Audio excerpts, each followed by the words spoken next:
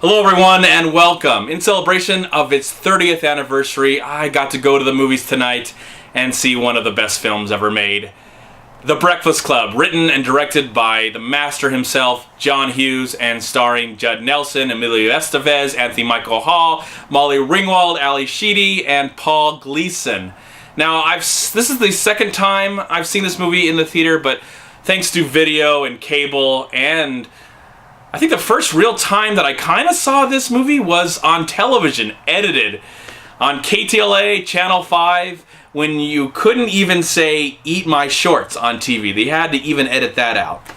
But I think officially I saw this movie for the first time when I finally got a rentals card, a video rentals card, and I went down to the rental box video store. That's what they called it back then. I think I saw this about the time that I was initially going to high school.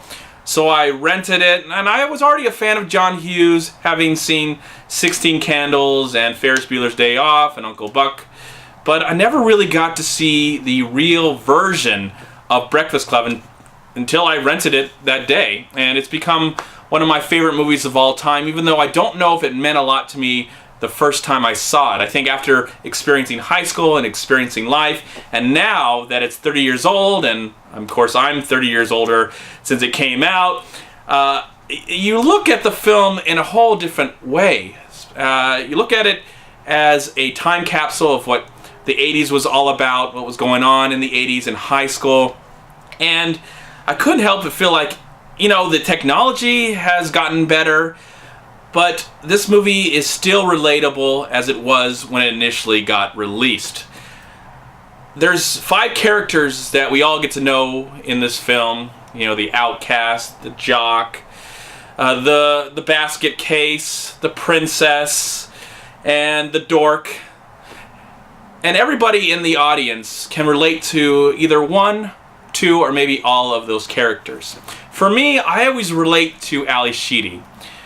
I didn't wear makeup, but I remember once I lost my friends in high school, probably midway, and I really didn't have too many friends. I had a couple friends I could rely on.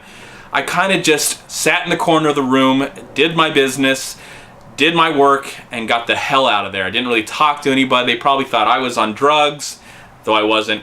They probably thought I was weird. Yes, I was. And they just kind of left me alone. I think the teachers dealt with me. So watching this again tonight, I just really focused a lot of my energy on the Ali Sheedy character. She's got a lot more different issues than I did at that time. I didn't have the parental issues that she had. Thankfully, I don't know what I've done if it wasn't for my parents. But I know watching her character and just like, that's the character I relate to the most. That's the character that I was. I was sitting in the back, minding my own business, wanted to be left alone, and just wanted to get out of there alive. There's so much great stuff to talk about in this film. We love the soundtrack, and I own the soundtrack on CD. I used to have the cassette, but the great music from Simple Minds and many others that are included on this soundtrack. And I hear that song today on the radio, and it just brings me back to the timelessness of this film. A lot of people don't talk about the great late Paul Gleason, who plays the teacher or principal or whatever who's watching over them. He's got a great performance as well, and we get to know him too with a few conversations he has with the janitor, who is also an asset to the film as well. About getting old and dealing with the fact that the kids are changing, but really the kids don't change. I mean, really, the kids, the technology and the environment might change, but the kids are still the same. I bet if you go to high school today, you're going to see a jock, you're going to see a princess, you're going to see a dork, you're going to see the outcast, and you're going to see the basket case. You're going to see all those characters in real life throughout time and time.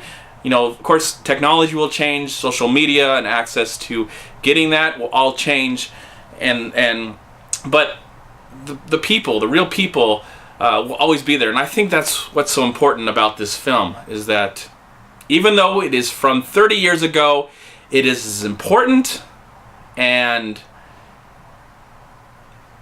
it is important, and it is as...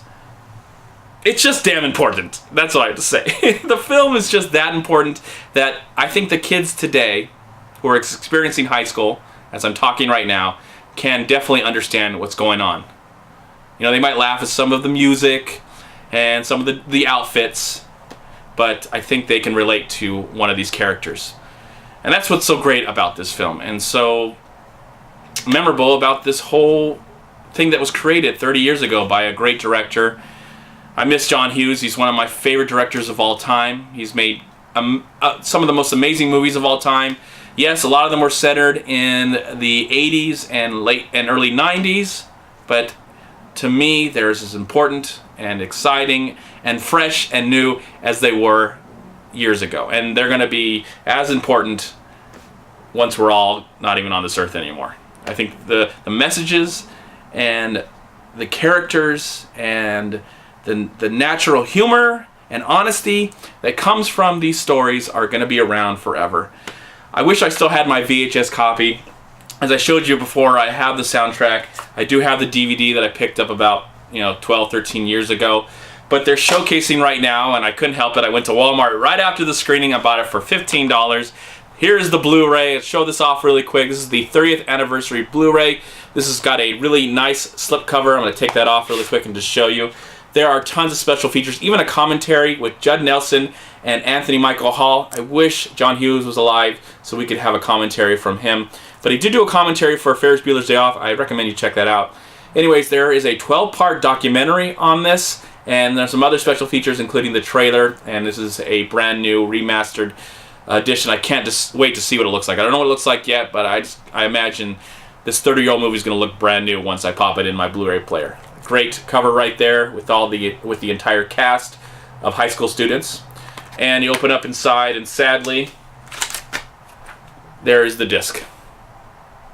Universal sucks. But anyways, this movie is just as incredible as it was when I saw it 10 years probably after the fact that it got released. But I think the messages and what was being told in this film is the same stuff going on today, and the importance of it.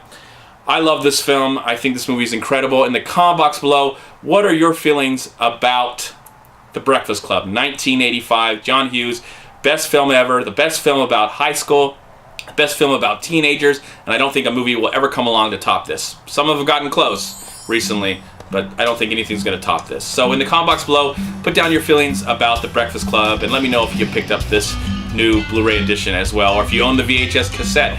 I'd love to know. Thank you so much for watching. This is just one of the best, and I'm so glad I got to see it tonight, the way it should be seen in the movie theater. All right, everyone. Thank you so much for watching. Please like, comment, and share this video. And also, please check out these amazing movie websites. And if you enjoyed this review, please click here to subscribe to my channel, and also please check out all my recent reviews right here on YouTube. Have a great day, live film, find peace, happiness, and harmony in anything and everything you do, and I'll talk to you at my next movie review.